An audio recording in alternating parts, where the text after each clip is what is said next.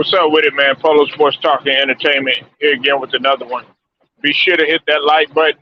Make sure you hit the subscribe if you're not a member of the channel, and also be sure to hit the notification so that you're able to get each and every one of my videos. Now, I'm going to talk about CP3 right now. Before I do that, though, I got to give a shout out to two people for mentioning this first. I want to give a shout out to Too Raw for TV.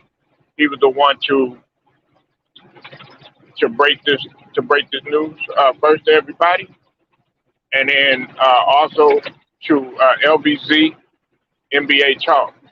If you haven't subbed to Too Raw for TV, definitely go sub to his channel.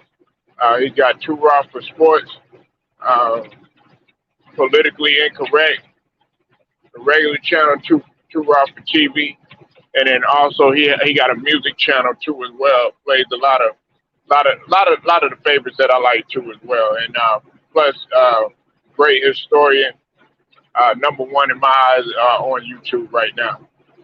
And then LVZ NBA Talk, go subscribe to his channel. I know him as the one LVZ, but definitely go sub to his channel. He's always going to bring you uh, great historic perspective on the game of basketball, as well as politics and just a conglomerate over there at that channel too as well. So definitely go sub to LBD as well. And I want to give a shout out to all my subs as well. That keep grinding with me, and the whole LDBC as well. Okay. Now, last night, uh, Chris Paul went ahead and he passed two NBA greats. He passed up Mark Jackson, and as well as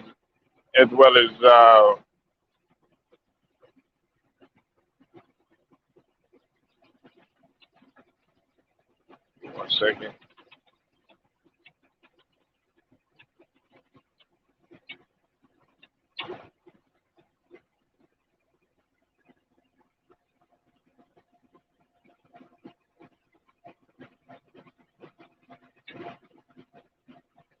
Sorry about that. He ended up passing Mark Jackson and Steve Nash, and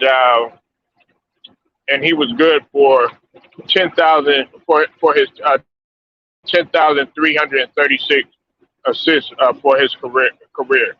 Now that's remarkable. Even though he's third, that's still remarkable, no matter how you think of it.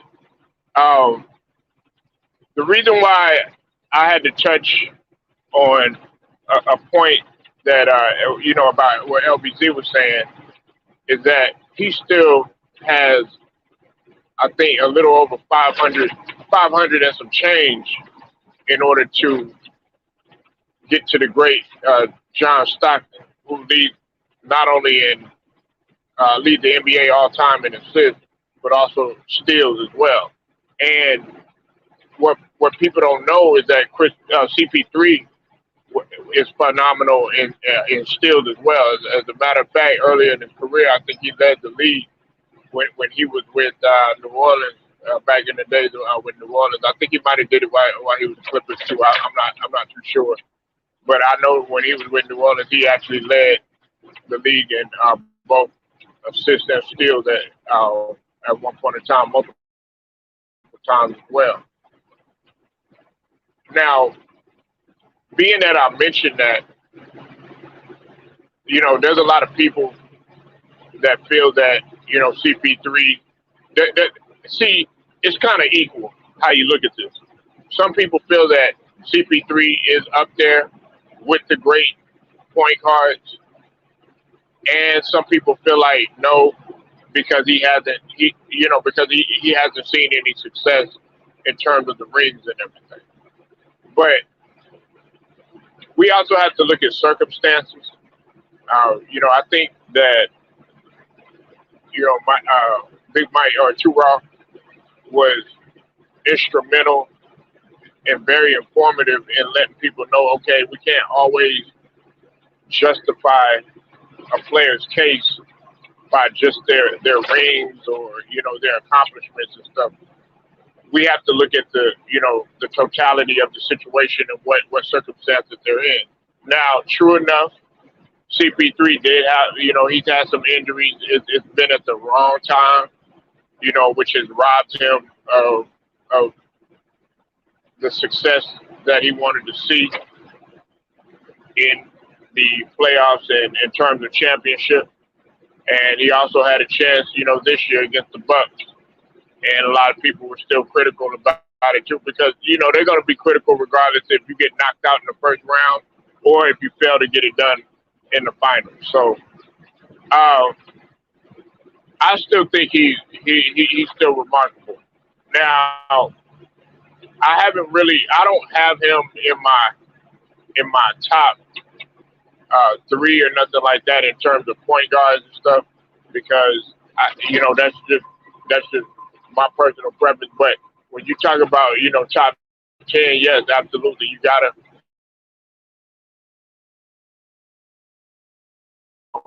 Now there's many people that feel differently, but hey, that's opinion. I have mine, and from what I've seen, I watched Chris Paul play ever since he was in college, and he was always good to me. Now, this is the thing too. There was somebody that came to me and said that well, I don't enjoy watching Chris Paul. He plays a boring type of game and all this other stuff. Hey, not if you really understand the game of basketball. Not if you really understand the game of basketball. And see, the thing about it is that you want a point guard that that always wants to score and puts his head down and drive to the basket and stuff and not look for anybody and try to get himself off first. But with a traditional point guard such as CP3 or such as a Rajon Rondo, that's not what you're gonna get. Hell, right now, you could throw like I keep mentioning him all the time. Jalen, a guy like Jalen Brunson. They play that old school type of traditional way that the point guard position is actually supposed to play. So I hate when people throw Chris Paul up under the bus either by saying, okay, well, he don't have any rings, or he hasn't done this or he hasn't done that. And then they try to place him in comparison to Steph Curry and all this other stuff.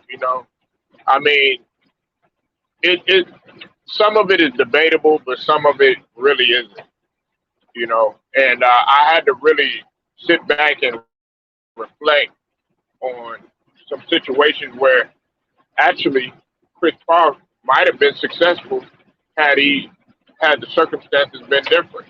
We all know what the obvious one was when he had a chance to play with the late great Kobe Bryant. Uh, that situation right there. Many people felt like he got effed out of a ring, pretty much. And then also, and see, this is another debate that I got into at one time too. Some people felt like Chris Paul should have got the MVP uh, in some seasons, in which he didn't. And I'm here to tell you, Chris Paul did at least deserve one MVP. I think it was that year when they were with New Orleans and he went far when they had David West and Tyson Chandler on that team. Those few years that he was in New Orleans. Oh yeah, he definitely had a case for MVP because, like I said, he was a league leader in assists and steals. And plus his value to the team was great. You know what I'm saying? Now Chris Paul can score if he wants to.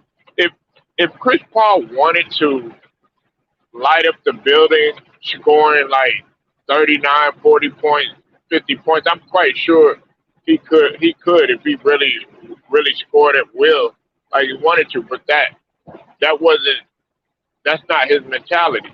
His mentality is to set the table and to feed people. You know what I'm saying? And make sure everybody gets theirs first, while at the same time being able to get his in the midst. So I think it's a crying shame that some people they'll look at Chris Paul and all of a sudden they'll say, okay, well, yeah, he he doesn't have this or he doesn't have that or something like that. You know what I'm saying? And I actually had to talk about T Mac in that situation too, because like T Mac,